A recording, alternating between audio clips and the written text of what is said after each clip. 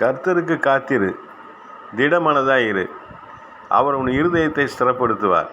கர்த்தருக்கே காத்திரு. எத்தனையோ பேர்களுக்கு வாழ்க்கையில் காத்திருக்கிற ஒரு அனுபவங்களை நாம் வைத்திருக்கிறோம். படிப்பில் காத்திருக்கிறோம், வேலைக்காக காத்திருக்கிறோம், திருமணத்துக்கு காத்திருக்கிறோம், பிள்ளை பேருக்காக காத்திருக்கிறோம், சொந்த வீட்டுக்காக, வாழ்க்கையின் ஒவ்வொரு தேவைகளுக்காக காத்திருக்கிற அனுபவங்கள் உண்டு. ஆனால் கர்த்தருக்காக காத்திருந்து அவருடைய ஆசீர்வாதத்தை பெறுவது மிக மேன்மையானது. ஒரு பக்தன் வேதத்தில் சொல்லுகிறார், நான் காலையில் நேராக வந்து உங்களுடைய சமூகத்துக்கு நேராக காத்திருப்பேன். அந்த காலையில் அதிகாலையில் எழுந்து வந்து தேவ சமூகத்தில் முழங்கால் படிக்கிட்டு, ஆண்டவரே இந்த நாளுக்குரிய கிருபைகளை எனக்கு தருவீராக, இந்த நாளுக்குரிய நன்மைகளை எனக்கு தருவீராக, என்னை வழி நடத்தும் ஆண்டவரே, உம்முடைய சித்தத்துக்கு என்னை ஒப்பு கொடுக்கிறேன் என்று சொல்லி கர்த்தருடைய சமூகத்தில் காத்திருக்கிற ஒரு அனுபவம் ஒவ்வொரு மனிதர்களுக்கும் இந்த நாளிலே மிக தேவை.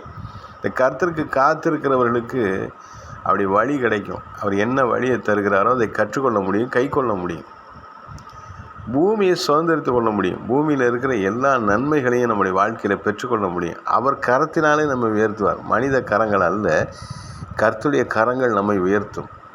துன்மார்க்கர் நமக்கு விரோதமாக செயல்படுகிறவர்கள் அறுப்புண்டு போவாங்க, ஒன்றுமில்லாமல் போயிடுவாங்க, டெஸ்ட்ராய் ஆகிடுவாங்க. கர்த்தருக்கு காத்திருக்கிற பொழுது நம்முடைய இருதயமெல்லாம் திறன்படும், நம்முடைய வாழ்க்கை செழிப்பாகும். கர்த்தருக்கு காத்திருக்கிற ஒரு அனுபவம், அவருடைய வேத வசனத்தை நமக்கு கிடைக்கும்படியாக, அவருடைய பிரசன்னம் நமக்கு வரும்படியாக, அவருடைய சமூகம் நமக்கு முழுவதாக நடந்து போகும்படியாக, அவருடைய ஆளுகை நம்மோடு கூட இருக்கும்படியாக ஒப்பு கொடுத்து நாம் கர்த்தருடைய சமூகத்திலே கர்த்தருடைய பாதத்திலே காத்திருந்து ஜெபிக்கிற பொழுது அவர் எல்லா நன்மைகளினாலும் நம்மை திருப்திப்படுத்துகிற தேவனாக இருக்கிறார். அநேக காரியங்களுக்கு நாம் காத்திருக்கிறோம், நேரத்தை செலவு செய்கிறோம். கர்த்தருடைய பாதத்தில் அதிகாலையில் எழுந்து காத்திருக்கிற ஒரு அனுபவம் வேண்டும். ஒரு பக்தன் வேதத்தில் சொல்லுகிறார், அந்தி மந்தி சாயங்காலம் 3 வேளையும், அதாவது 3 வேளையும், மத்தியானம், சாயங்காலம், காலையில் 3 வேளையும் அவர் கர்த்தருடைய சமூகத்தில் காத்திருக்கிற ஒரு அனுபவத்தில் இருக்கிறார்.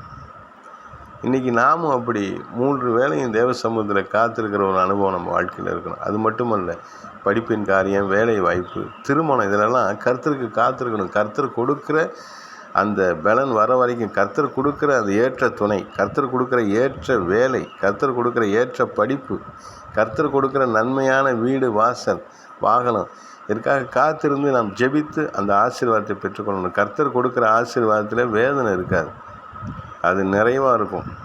கர்த்தர் கொடுக்குற ஆசீர்வாதத்தில் வேதனை இருக்காது. கர்த்தருடைய பாதத்தில் காத்திருப்போம். கர்த்தர் நம்மை ஆசீர்வதிப்பார். கர்த்தருக்கு ஸ்தோத்திரம்.